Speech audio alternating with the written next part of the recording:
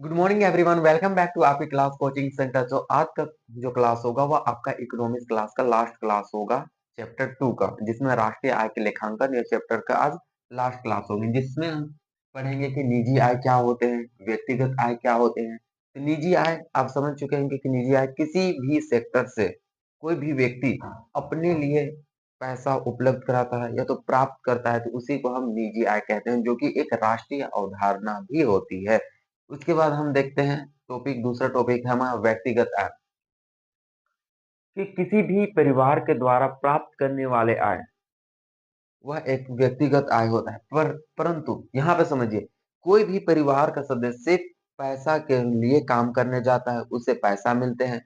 अब उस पैसा देने के बाद या तो वो बिजनेस हो गया, बड़े बड़े उद्योग हो गए, कोई भी व्यक्ति हो गए, तो वह व्यक्तिगत आय हो जाएंगे। उनके उनके द्वारा जो प्राप्त आय होगा वह व्यक्तिगत आय हो जाएगा।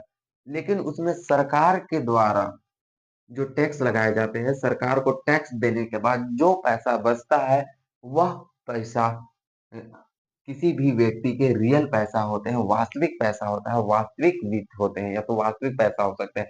तो व्यक्तिगत आय केवल हम नहीं कर सकते हैं कि डायरेक्ट हम काम के को मान के चले, कोई एक बिजनेस कर रहा है, बड़े उद्योगपति हैं, तो क्या उन पर सरकार के द्वारा टैक्स नहीं लगाए गए होंगे? बिल्कुल, उनके ऊपर सरकार के द्वारा टैक्स जरूर लगाए गए होंगे। सरकार को टैक्स देने के बाद जो आय उस व्यक्ति के पास बचता है, उसे ही हम क्या कहते हैं? व्यक्तिगत आय कहते हैं। तो व्यक्तिगत आय केवल डायरेक्टली पैसा कमाना नहीं होता है। डायरेक्टली तो वो पैसा कमा लेगा, परंतु सरकार को टैक्स देने के बाद जो पैसा बचता है वही उस व्यक्ति का व्यक्तिगत आय होता है। इसी को हम क्या कहते हैं? व्यक्तिगत आय ये कहा जाता है। इसको निकालने के लिए क्या होता है कि निजी आय माइनस निगम कर। निगम कर यानी सरकार टैक्स लगाएगी, खुद उसका निजी आय जो वो खुद के लिए पैसा कमाएगा उस पर सरकार टैक्स लगाएगी, निगम कर। उसके बाद जो पैसा अतिरिक्त जो लाभ होंगे उसी को हम क्या कहते हैं? व्यक्तिगत आय कहते हैं। समझ में आ गया? तीसरा हम टॉपिक देखेंगे कि राष्ट्रीय आय का मापन।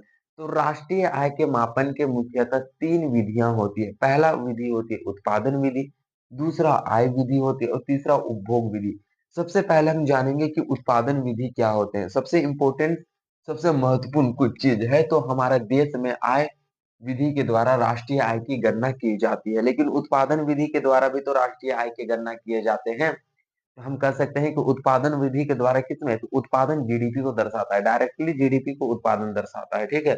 इसलिए हम क्या करते हैं कि उत्पादन विधि में यदि राष्ट्रीय आय की गणना करना है तो वस्तु एवं सेवाओं के अंतिम मूल्य को जोड़ा जाता है। मान के चलिए कि कहीं पे उत्पादन हो चुके हैं, हम उत्पादन कर चुके हैं, कितना भी उत्पादन करें इतना फर्क नहीं पड़ता, बस उत्पादन कर चुके हैं इतना समझिए। तो हम गेहूं का उत्पादन किए, किसका उत्पादन किए? गेहूं का उत्पादन, गेहूं से आटा बनाए, आटा से हम बिस्किट बनाए, बिस्किट बनाए। तो बिस्किट हमारे क्या है? अंतिम मूल्य है। तो हम उत्पादन विधि में यदि हम राष्ट्रीय आय की गणना करना है तो हम अंतिम मूल्य को जोड़ेंगे, ना कि पहले के मूल्य को जोड़ेंगे। तो अंतिम मूल्य को हम उत्पादन विधि में जोड़ेंगे। क्यों? क्योंकि उत्पादन विधि जीडीपी को दर्शाता है। उत्पादन विधि में जीडी अंतिम मूल्य को क्यों जोड़ा जाता है? क्योंकि उत्पादन विधि जीडीपी को दर्शाता है, और जीडीपी में प्रारंभ से ही हम क्या को जोड़ते हैं? जीडीपी में हम अंतिम वस्तु को जोड़ते हैं। तो जो भी वस्तु एवं सेवाओं के अंतिम मूल्य को किसमें जोड़ा जाता है? जीडीपी में जोड़ा जाता है। इसलिए उत्पादन विधि में भी क्या कर लेते हैं कि हम कोई भी वस्तु एवं सेवाओं के अंतिम मूल्य को जोड़ते हैं उत्पादन विधि में। अगर हम अंतिम मूल्य को उत्पादन विधि में जोड़ते हैं तो उससे दोहरी गणना की समस्या उत्पन्न नहीं होती है। यदि वस्तु एवं सेवाओं के अंतिम मूल्य को ना जोड़ करके हम उसके प्रारंभिक मूल्य को जोड़ दें तो इसमें दोहरी गणना की समस्या उत्पन्न हो जाएगी। कौन सी विधि में? उत्पादन विधि में। इसलिए हम क्या करते हैं कि उत्पादन विधि में वस्तु के अंतिम मूल्य और सेवाओं को जोड़ा जाता है। समझ में आ गया? तो ये अगर कभी भी आपको पूछा जाए कि उत्पादन विधि को निकालने के लिए किस चीज का प्रयोग किया जाता है, क्योंकि जो उत्पादन विधि है, हम राष्ट्रीय आय की गणना उत्पादन विधि में करेंगे तो उसके लिए हम निकालने के लिए जीएनपी का प्रयोग करेंगे। जीएनपी, जीडीपी, एनडीपी, या तो फिर एनएनपी। तो हम कभी भी उत्पादन विधि से अगर राष्ट्रीय आय की गणना करते हैं तो इन चारों में से किस चीज को लेंगे? जीएनपी को लेंगे, जीडीपी को लेंगे, एनडीपी को लेंगे कि एनएनपी को लेंगे? दिमाग लगाने की बात है। हम राष्ट्रीय आय की गणना कर रहे हैं तो राष्ट्रीय आय की गणना में क्या जीडीपी आ सकते हैं, जीएनपी आ सकते हैं ना? ये तो विदेशियों के लिए है जीएनपी। विदेश में जो हमारे देश के निवासी हैं वो लोगों के लिए क्या जीडीपी आ सकते हैं? ये तो ग्रोथ को दर्शा रहा है, ये तो प्रोडक्ट को दर्शा रहा है। ग्रोथ यानी कि टोटल प्रोडक्ट यानी कि डोमेस्टिक हो गए ये तो। एनडीपी, एनडीपी भी क्या कहलाता है? ये भी डोमेस्टिक हो गए। ये तो डोमेस्टिक हो गए यानी कि ये तो दोनों नहीं आ सकते। बचा कौन? एनएनपी, जो कि net national product, national product होते हैं, राष्ट्रीय आय। एनएनपी क्या होते हैं? शुद्ध राष्ट्रीय आय। और हम राष्ट्रीय आय की गणना कर रहे हैं तो उत्पादन विधि में हमेशा हम एनएनपी को कंसीडर करते हैं। एनएनपी के माध्यम से हम उत्पादन विधि की गणना करते हैं अगर हमें राष्ट्रीय आय निकालना होता है। तो ये चारों ऑप्शन दे दिया जाएगा कि उत्पादन विधि में यदि राष्ट्रीय आय की गणना करना है तो निम्नलिखित में से किसका उपयोग किया जाएगा? तो आपका जो आंसर होगा एनएनपी का किया जाएगा। क्यों एनएनपी का किया जाएगा?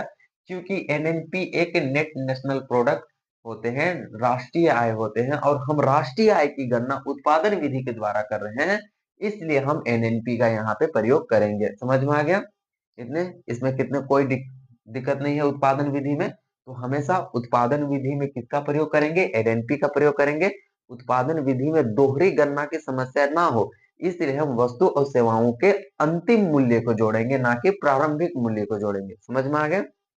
फिर अगला जो होता है हम राष्ट्रीय आय की गणना की दूसरा विधि। तो राष्ट्रीय आय की गणना की हम दूसरा विधि देखते हैं। तो राष्ट्रीय आय की गणना की दूसरा विधि जो होते हैं आय विधि होते हैं। आय या तो फिर वह हम कह सकते हैं कि वह निजी क्षेत्र से हो, निजी से हो, सार्वजनिक हो, सार्वजनिक हो, या तो फिर वह सरकारी हो या तो निवेश हो।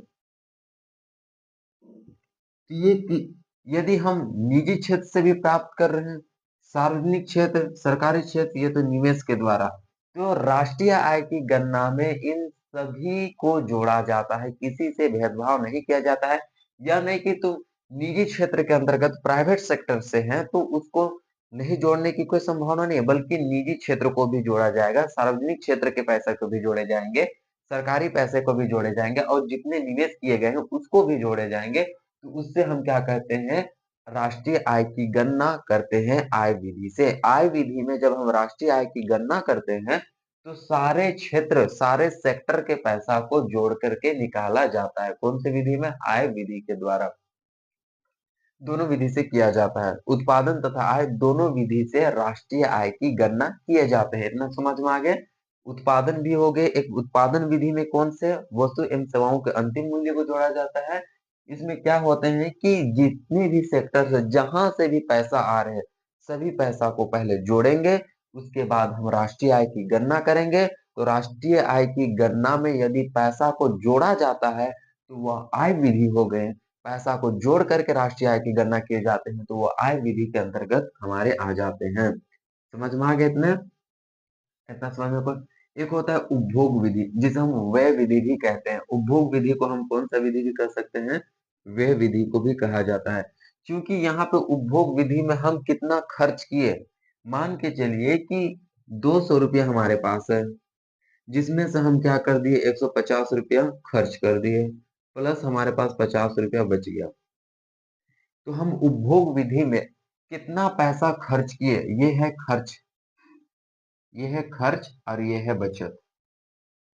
बचत तो हम क्या कर सकते हैं कि हम उपभोग विधि में कितना पैसा खर्च किए और कितना बचाए, इन सभी को जोड़ करके हम क्या करते हैं? राष्ट्रीय आय की गणना करते हैं। उसी को हम क्या कहते हैं? उपभोग विधि, या तो फिर हम व्यय विधि के नाम से भी जानते हैं उपभोग विधि को।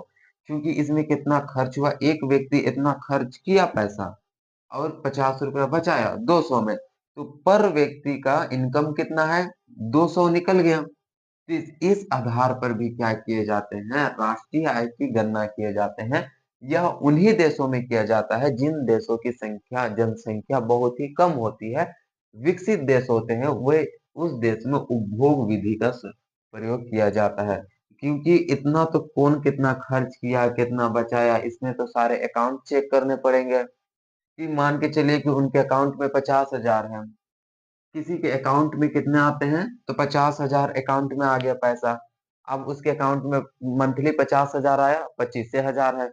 इससे क्या पता चल जाएगा कि उस व्यक्ति ने 25,000 निकाल के कहीं पे खर्च किए, तभी तो इनके अकाउंट में 25,000 है। तो इस आधार पर कितना खर्च किया और कितना बचाए, इस आधार पर जब राष्ट्रीय आय की गणना की जाती है, तो वह उपभोग विधि के अंतर्गत आता है, जो कि एक विकसित देश, जहाँ की देश की जनसंख्या काफी कम होती है, उन्हीं देश में इसका प्रयोग किया जाता है।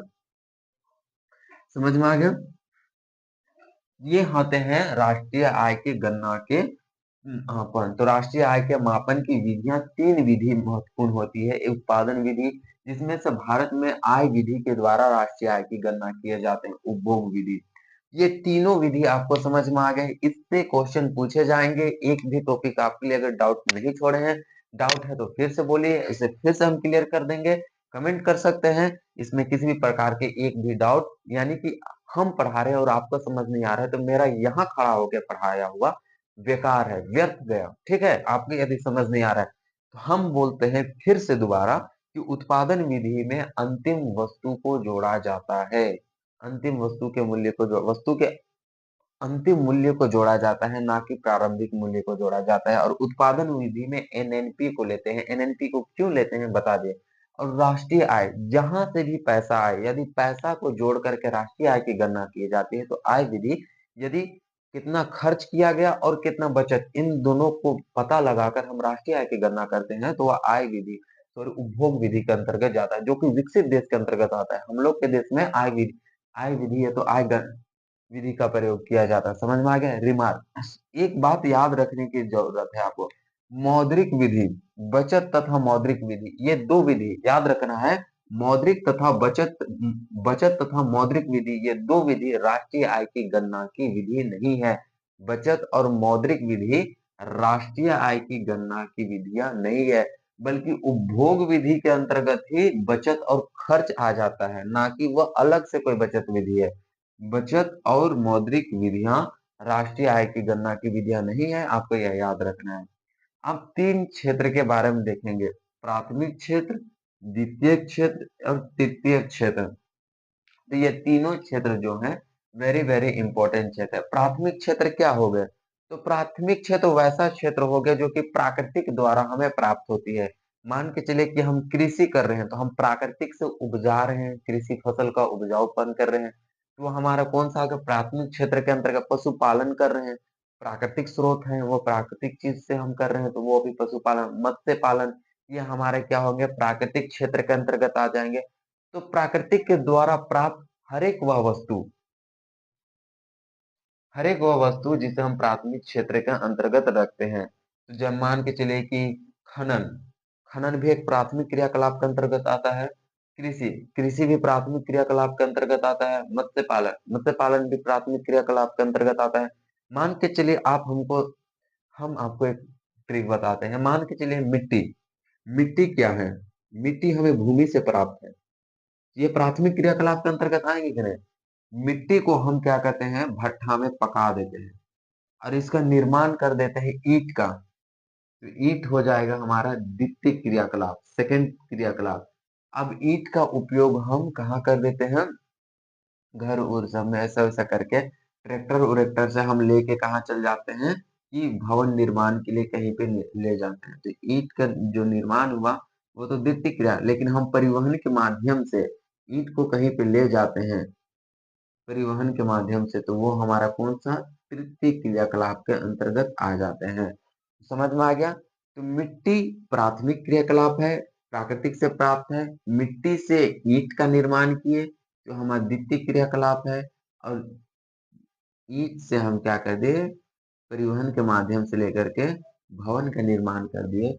तो हम परिवहन के से लेकर के कहीं पे दूसरे जगह उसका सेल कर दिए, बेच दिए, यानी कि दूसरे को सेवा प्रदान कर दिए, तो वह हमारा तृतीय क्रियाकलाप के अंतर्गत आ जाएगा। तो प्राथमिक क्रियाकलाप के द्वारा सीधे हमें प्राकृतिक, वैसा पदार्थ या तो वैसे वस्तु जो हमें सीधे प्राकृतिक से प्राप्त होते हैं, वह प्राथमिक क्षेत्र के अंतर्गत आते हैं। ठीक है? समझ में आ गया? जैसे कि पशुपालन हो गया, कृषि हो गया, खनन हो गया, मत्स्य पालन हो गया। मत्स्य पालन मतलब क्या होता है? मत्स्य पालन, मछली पालन इन सबको कहा जाता है मत्स्य पालन। मछली पालन को ही मत्स्य पालन कहा जाता है। ये सारे जो चीज़ हो गए वह प्राथमिक क्षेत्र के अंतर्गत आते हैं। द्वितीय क्षेत्र कौन-सा क्षेत्र होते हैं? जिसमें विनिर्माण या तो निर्माण या तो विनिर्माण का कार्य किया जाता है। जैसे कि आप उद्योगों में देखे गए हैं कि गन्ना, गन्ना तो खेतों से उपज होता है, तो वो कौन-सा क्षेत्र आ गया? प्राथमिक। लेकिन गन्ना से हम क्या बना देते हैं? चीनी बना देते हैं। तो चीनी का निर्माण का गुड़ या तो चीनी बना देते हैं, वो तो उद्योग में बनाए जाते हैं। उसका रंग बदल के पॉलिश-वॉलिश किया जाता है, फिर उसके प्यूरिफाई किए जाते हैं, प्यूरिफाई करने के बाद उसे चीनी का आकार दिया जाता है, फिर गुड़ का आकार दिया जाता है। तो इस प्रकार से क्या करते हैं कि गन्ना को हम फिर से विनिर्माण करते हैं, तो वो कौन से क्रियाकलाप के अंतर्गत आ जाते हैं? वो द्वितीय क्षेत्र के अंतर्गत आ जाते हैं। अब आता है तृतीय क्षेत्र, वो हो जाएँगे हमारा द्वितीय क्षेत्र, समझ में आ गया? आटा, चक्की, गन्ना मशीन, फैक्ट्री ये सारे द्वितीय क्षेत्र, जितने भी चीज़ का निर्माण कर रहे हैं, द्वितीय क्षेत्र। यह मार्कर भी है, ये मार्कर कहीं न कहीं फैक्ट्री में बना है, तो ये द्वितीय क्रियाकलाप के अंतर्गत हुआ। फैक्ट्री में बन के यहाँ आया, तो ये तृतीय क्रियाकलाप, लेकिन फैक्ट्री में बना, द्वितीय क्रियाकलाप। जैसे आप भी तो कर सकते हैं कि हाँ, तो आपका जैसे खाना बन रहा है, हम लोग का घर में खाना बन के द्वितीय क्रियाकलाप के अंतर्गत आ जाएगा। क्योंकि हम तो प्राथमिक क्रियाकलाप से हम चावल बनाए, मतलब धान का उपज किए, अब उसको हम लिए कहाँ गए? मिल ले गए, वहाँ पे कुटवा-उटवा के मस्त से, तो वो वहाँ पे मिल लेके हम कुटवा-उटवा रहे हैं, अच्छा से वहाँ पे कर रहे हैं, तो चोकोर-वोकोर सबको निकाल करके, बाहर करके साफ कर रहे हैं, तो वो द्वितीय क्रियाकलाप हो गए, ठीक है? लेकिन याद रखिएगा कि तृतीय क्रियाकलाप जो होते हैं, वो प्राथमिक क्रियाकलाप और द्वितीय क्रियाकलाप के सहयोगी होते हैं। आप खेती करने वाले एक किसान घर के व्यक्ति हैं। आप बताइए आप खेत में धान का उपज किए, खेती हुआ अच्छे से उसे पिटाई-विटाई, कटाई-छँटाई जो भी किए, किए। अब उसके बाद उसे बोरा में बंद किए, बोरा में बंद करने के बाद ट्रैक्टर में लाद गई। कहाँ ले जाने के लिए? मिल ले जाने के लिए, उसे कुटवाने के लिए। ट्रैक्टर में लाद के जो खेत से मिल ले जाने के लिए आप परिवहन का उपयोग किए। तो उस बीच के कड़ी को जोड़ने का काम कौन कर रहा है? तृतीय क्षेत्र कर रहा है, अर्थात आप सेवा का उपयोग किए, परिवहन का उपयोग किए, तो वह तृतीय क्रियाकलाप हो गए। यानी कि हम कह सकते हैं कि प्राथमिक क्रियाकलाप और द्वितीय क्रियाकलाप के सहयोगी होते हैं। तृतीय क्रियाकलाप या सेवा प्रदान करते हैं। तृतीय क्रियाकलाप सेवा प्रदान के, जैसे कि मोबाइल से आप बात करते हैं, सेवा प्रदान कर रहे हैं। बैंक आपको पैसा लोन-वोन देता है, सेवा प्रदान करता है। सर्विस हो गया, डॉक्टर क्या करते हैं, किसी को देखते हैं हम, इलाज करते हैं, वो भी तो सेवा अपना दे रहे हैं, तो वो भी सेवा हो गया। कोई हम जैसे कि हम यहाँ पे आप खड़ा होके आपको पढ़ा रहे हैं, तो हम भी एक तरह से आपको सेवा प्रदान कर रहे हैं, तो हम भी तृतीय क्रियाकलाप के क्षेत्र के अंतर्गत आ जाते हैं। तो आप मान के चलिए कि कोई भी व्यक्ति जो है संचार का काम कर रहा है या समाचार पत्रकारिता का काम कर रहा है, तो वो सेवा प्रदान कर रहे हैं। मीडिया एक प्रकार से सेवा प्रदान कर रहे हैं हम लोगों को, मतलब वो सेवा कैसे दे रहे हैं कि नेताओं के जितने मशरूम लोगों के जितने भी करप्शन है या तो अपारदर्शिता है, उसको पर्दाफाश करने का काम मीडिया करते हैं, तो वो भी तृतीय क्रियाकलाप के अंतर्गत आ गए। तो वैसा क्षेत्र जो कि सेवा देते हैं, ना कि उत्पादन करते हैं, उत्पादन प्राथमिक क्षेत्र में होता है, उत्पादन और उसका विनिर्माण द्वितीय क्षेत्र में होता है और तृतीय क्रियाकलाप जो होते हैं, ये दोनों क्षेत्र के सहयोगी होते हैं। इसी को हम क्या कहते हैं? तृतीय क्षेत्र क्या, जैसे कि नौकरी, सरकारी नौकरी तृतीय क्रियाकलाप क्षेत्र। हम किसी न किसी को सेवा प्रदान करते हैं, पब्लिक या तो नागरिक को। कोई भी पुलिस स्टेशन में आ जाते हैं कि ऐसा बात है कि हाँ, आज हम लोग के घर में मतलब सास-बहू की मार हो गई, कि क्या करेंगे? तो क्या कहा जाएगा? परिवार न्यायालय चल जाओ, वहाँ पे सास-बहू का मार हो गए हैं। तो एक तरह से क्या हो जाएँगे कि वहाँ पे कोर्ट में जितने भी जज हैं, सास भी कभी बहू थी। समझ में आ गया? तो इसी के लिए लड़ना बंद है, उनके विरुद्ध में समझौता करके छोड़ देते हैं। एक तरह से जो जज है वह क्या कर रहे हैं? अपना सेवा दे रहे हैं, ठीक है? तो एक तरह से तृतीय क्रियाकलाप में हर एक सरकारी नौकरियाँ, कोचिंग, इंस्टीट्यूट हो जाएँगे, वो सेवा प्रदान करते हैं, वो तृतीय क्षेत्र में अंतर्गत आ जाएँगे। तृतीय क्रियाकलाप के अंतर्गत आ जाएँगे। तो इतना समझ में आ गया? याद रखना है कि बचत और मौद्रिक विधि राष्ट्रीय आय की गणना की विधियाँ नहीं है। आपको याद रखना है कि राष्ट्रीय आय के मापन की विधियाँ 3 होती हैं, जो कि वेरी वेरी इंपॉर्टेंट है। राष्ट्रीय आय के मापन की विधियाँ उत्पादन विधि में एनएनपी का प्रयोग किया जाता है और आय आय विधि को सभी क्षेत्र के पैसा को जोड़ करके हम राष्ट्रीय आय की गणना करेंगे तो वह हमारा आय विधि कहलाएगा। समझ में आ गया इतना चीज? तो आज का जो आपका क्लास हो गया वह यहीं पे समाप्त होता है। आपका राष्ट्रीय आय के लेखांकन का जो चैप्टर है यहाँ पे कंप्लीट हो जाता है। फिर हम आपके समष्टि अर्थशास्त्र के थर्ड चैप्टर के से मिलेंगे। नए जोश और जज़्बा के साथ मिलेंगे। धन्यवाद, थैंक यू। फिर से मिलते हैं हम नेक्स्ट क्लास में। यदि आप इसको स्क्रीनशॉट लेना चाहते हैं तो ले सकते हैं। सारे टॉपिक तो क्लियर कर चुके हैं। तो फिर आप सभी का स्वागत होगा नेक्स्ट क्लास में। देखना ना भूलें और इस वीडियो को 2-3 जन को शेयर कर दें, ताकि वो लोग भी इस वीडियो का लाभ उठा सकें। ठीक है? धन्यवाद, थैंक यू।